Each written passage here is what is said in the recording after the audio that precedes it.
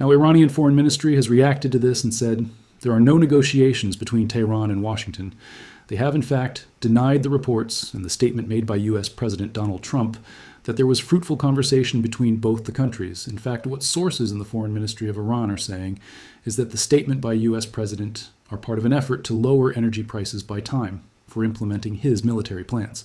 So we are seeing the impact of what is happening on this as far as the crude oil prices are concerned, which are down, and that is what the Iranians suspect. Let me very quickly go across to my colleague Vishnu Som, who's joining us with more details on this. Vishnu, what does this tell you? Iranians, in fact, believe that this is just a smokescreen being created by Donald Trump to ease the prices of the crude oil. No, well, that's what they seem to be suggesting. And I think it's very important to understand that, Trump often goes about and says things and discloses confidential items which other countries or partners may not be interested in letting known publicly. And in this particular case, if Donald Trump has said that there are talks which are going on, it's perhaps true that there are talks which are going on. The Iranians may not be comfortable in talking about that process. And so they've issued a flat denial. The narrative is theirs. They can say whatever it is that they want. But I think at this juncture, it is common sense, right, for us to understand that there have been talks. Look at what India's been doing. We've reached out as the Prime Minister to every leader in West Asia. Our Foreign Minister has reached out to his counterparts in so many countries. And obviously, there has been an effort in reaching out to the United States as well, if not by India, then certainly several other countries saying that, look, we face you, a crisis which impacts billions. We cannot have a situation when gas and oil starts flowing from the Middle East to various countries. And therefore, please do something now, whether or not it's Iran's directly talking with the United States, or they are talking to somebody else is talking to the U.S. That's a smaller point right now, I think. The larger message from Donald Trump needs to be evaluated carefully. Is this an olive branch? I do believe it is an olive branch. The Iranians, however, given what they've faced over the last 24 odd days, have skepticism. They don't really know whether to believe it or not. That's where we are.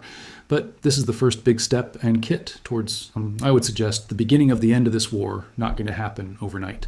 So this is the first off-ramp of sorts. As Vishnu is saying, olive branch being, in fact, extended towards the Iranian regime. The question also remains, and rightly. So, as Vishnu is saying, though, may not be important at this moment, who are they talking to? Because the stated goal of the United States, Vishnu was very clearly to overthrow the regime, ensure that there is a new regime that comes in. In that context, Vishnu, it will be interesting to understand who does United States, at this moment is engaging with. No, but they can be engaged with the foreign minister of Iran. They can be engaged with somebody else, one way or the other. The message is going through. The fact of the matter here is that there has been no regime change in Iran. They've eliminated leaders. There has been a fresh set of leaders who've come to the top. It is for America to figure out who they want to talk to. And I'm sure that can be sorted out at this stage, but I think it's a gesture. It gives hope to people across the world, and I think it is critical at this stage not to get into who has won and who has lost, which is why it's strange, and I would suggest silly for publications in out of Iran, their media, state control, to be getting into this, that he is a devil and he's lost, and we're going to keep on going. Iran has been hammered. People have lost their lives. It's time to bring an end to this madness. That's right. But many, in fact, experts also believe that the whole dialing up of this conflict just before this announcement of Donald Trump was somewhere, to their domestic audience, give them a sense that they are winning the war and then try and take this off ramp. It will be interesting what happens from here on. Let me also introduce Anjana Shankar, I beg your pardon, Anjana Shankar, our colleague who's joining us from Abu Dhabi at this moment. Yusuf Jalali is also joining us from Tehran. Yusuf, let me come to you first. We are just, in fact, hearing from the Foreign Ministry of Iran. They believe that this is just a smokescreen being created by Donald Trump to try and ease the pressure. As far as the crude oil prices are concerned, the Iranians at this moment doesn't seem to be in no mood to trust what the President of the United States is saying. Well, of course, the Iranian Foreign Ministry issued a statement and denied any kind of diplomatic engagement and dialogue with the United States, saying that these are tactics for justifying further attacks. Future attacks on Iran, and Iran framed it as another, of course, deadline, so to speak, or an ultimatum, 5-day ultimatum for Iran to try to come to the negotiating table or face the consequences.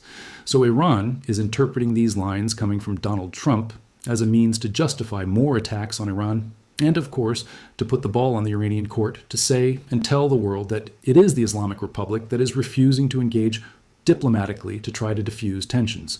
So Iran has time. And again said that this is not the war that was initiated by the Islamic Republic. Iran was sitting at the negotiating table.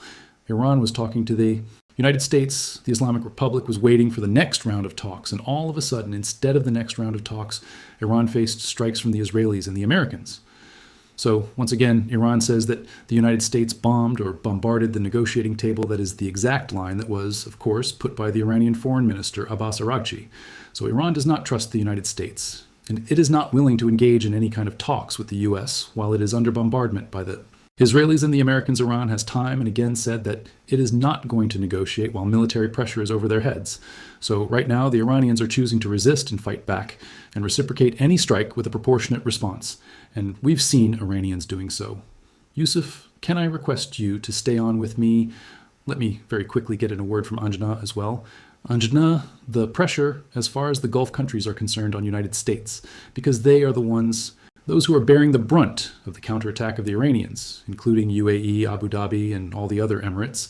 How is this, in fact, olive branch of sorts from Donald Trump is being seen and received? What are the kind of reactions that you are hearing in as far as UAE is concerned? Thank you for having me.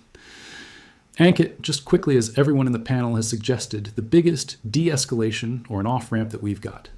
So definitely, there is a sense of hope and relief. We are yet to hear official responses from Gulf countries, but at least the people that I'm talking to here and the general sense that I see on social media is definitely a relief because, this war, which started with Trump changing the goalpost from, reducing the uranium enrichment of Iran and then the regime change and the military degradation of all of that, the goalpost changing by the day, and then finally now ending at opening his ultimatum for Iran to open the Strait of Hormuz, and this 48-hour deadline was about to expire tomorrow, 3:45 around a.m., the local UAE time where I am now. And, just before that, today, is a day where it is raining. There's heavy thunderstorms here, but, there is the ray of hope. So I would definitely say that this gives at least some room for negotiations, for diplomacy, when we thought all of that has ended.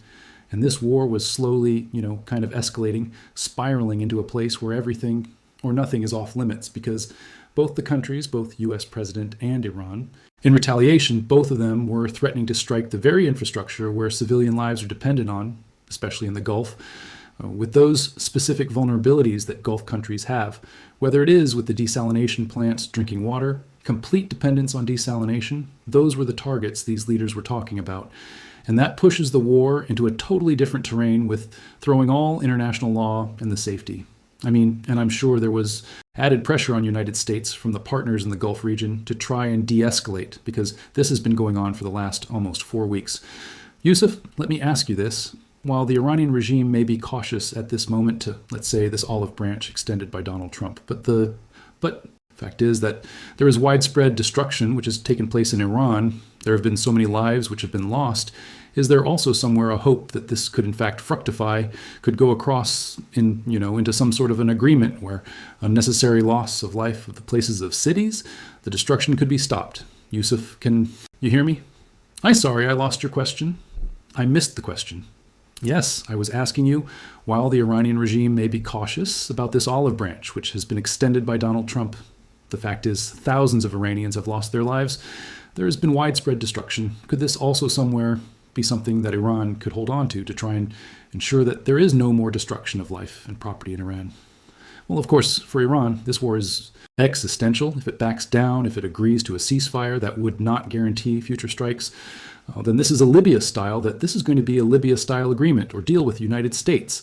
And Iran has been saying all along that it is not going to engage in any kinds of talks that would be similar to the Libya-style agreement that saw Gaddafi being overthrown after agreeing with the Western Hemisphere and leading to the destruction and elimination of the country's military and nuclear capability. So this is something that Iran has put a very thick red line around, a Libya-style agreement. So if Iran gives in to such an agreement, it would expect that the United States and the Western world would intervene and, of course, try to launch, for example, wage a coup d'etat or any kind of attempt to try to overthrow the Islamic Republic. So Iran is not going to give in to such agreement. And of course, if it now engages in negotiations with the United States, while from the position of weakness, because Iran's Military capability has been, of course, to a certain extent weakened, not eliminated, but weakened. Compared to the opening days of the conflict, their ballistic missile, storage and production facilities have been targeted. And of course, their drone program has been targeted. Their nuclear program has once again been targeted. The Natanz facility enrichment site was targeted. So Iran is not willing to engage in talks from the position of weakness. And for it, this is a fight that is existential. So it is now preferring to continue to resist instead of giving into a kind of diplomatic engagement that would see the Americans and maybe the Israelis putting further pressure and the future military pressure on Iran, because Iran believes that any ceasefire would only strengthen the Americans and the Israelis and would give them some time to rebuild and gather forces to attack Iran.